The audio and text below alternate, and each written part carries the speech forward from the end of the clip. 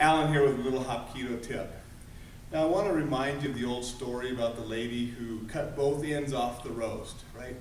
And when asked, why do you do that? She said, well, my mom does it. Then when they asked the mom, she said, well, that's how my mom did it. And then finally when they asked Grandma, Grandma said, I cut the ends off because I only had one pan, and that was the only way I could get the roast to fit in the pan.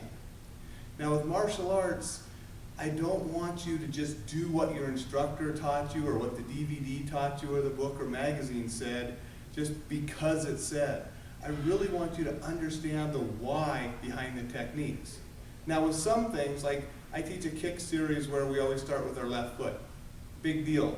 Starting with left foot or right foot, why you do that isn't as important. You know, my instructor said to, that's fine.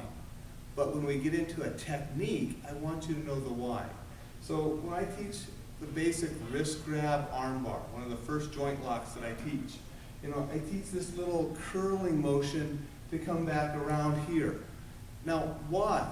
I teach it to try to first instruct in the principle of when I go this way and he resists, it makes going this way easier. So it's that push-pull, reverse direction principle. Then I teach to bring the arm up here and lock it for a second. Now why? Why do I want to anchor it here? Because it's a much stronger position.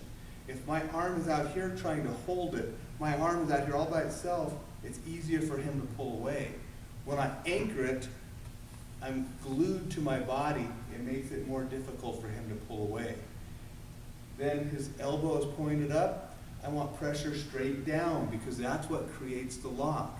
I don't want to go out there. I want straight down, opposite direction of where the elbow is pointing because that creates the hyperextension of the elbow, the pain to drive him straight down.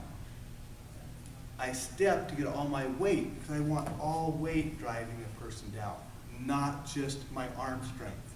And you'll see whenever I pin somebody, I come up here where my back is more straight, I'm over him, I can drive weight down, I have a wrist lock, I have an arm bar. You don't want to be pinning somebody all stretched out. You know, if you pushed them out instead of down, you're all like this, terrible position. You've got to be here, a good position. I can control him, I can deal with something else that comes up. So whenever you're learning techniques and you have these little things like the curl, like the anchor, like the direction of movement, I want you to understand the why behind what you're doing. Not just, well, that's the way he did it, you know, rote memorization. Understanding the why helps you internalize it, and that's when you really know the technique, and then you can start applying those same principles in different situations. So that's a little tip today, going a little longer than normal, but I hope that helps you, and I hope that you'll start analyzing all of the techniques and the things you learned to understand that. Till next time, train hard, train safe.